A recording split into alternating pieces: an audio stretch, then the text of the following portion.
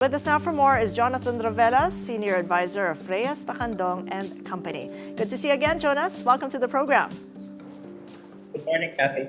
So how are you gauging market response so far over the last 24 hours or so? Oh, well, basically, it was more of a knee-jerk reaction, risk on the part of the local market, despite an expectation that I was expecting probably lower than 17%. But definitely, it is actually again beggars can't be choosers. So it's a positive uplift for the Philippines, especially with the potential funding that the U.S. have provided for the first time since Trump took office. The beggars can't be choosers, but what do you make of the $21 billion in investment pledges, along with 19% tariffs, which you did not expect, the joint ammunition hub in Subic, 3 billion pesos of a grant in foreign aid? Well, basically, hopefully these are a good start to probably try to look into the manufacturing. When they talked about ammunition manufacturing, so that could create jobs.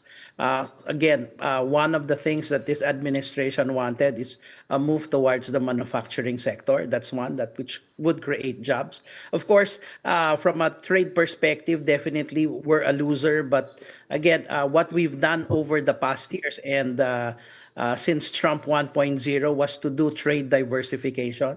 Again, look at other markets that would want where we can be more competitive. And hopefully, the other thing is for exporters to start looking at a source domestically for raw material.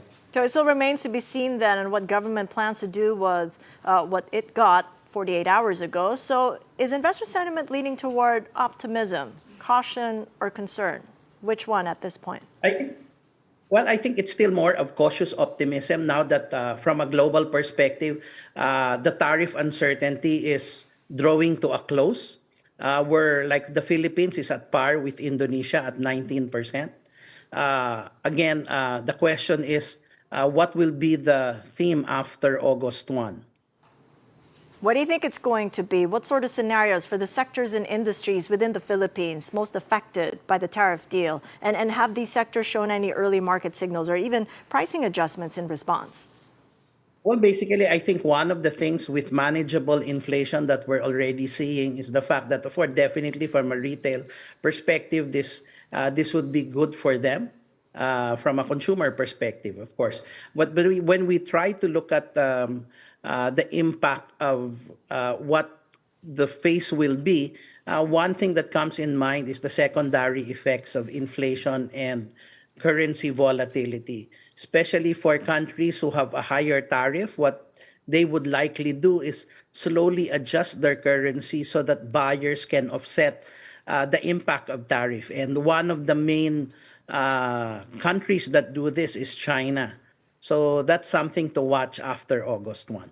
Sounds like competitive devaluation. Is that what you're referring to? And what sort of an impact then with the kind of operations that the Bangko Sentral will have to do to make it happen? Well, basically, you're right. It's really currency devaluation. So definitely one of the things that the central bank can do is really to manage the currency volatility in the sense that we've seen this on the part of the central bank. They well managed the peso from 57.45 last December, and we appreciated all the way to 55, and we're gyrating between the 55 to around 58 levels. So that's, I think, a good range for the currency to trade on. Well, there wasn't really a target that the Bangko Sentral mentioned, but it was more of the smoothness of the path towards wherever the currency should go. But do you think they would have a target now if we did competitively devalue after August 1st?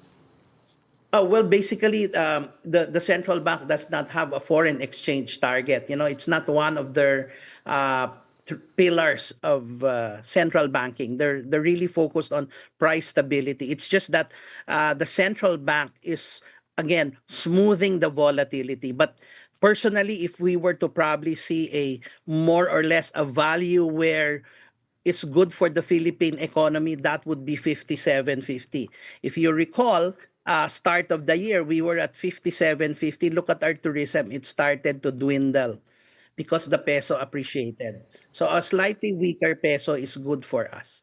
Got that. We'll have to leave it at that, but then we'd have to monitor inflation, though. Jonas Ravelas, thank you so much for your early insights of Reyes Tacandong and Company.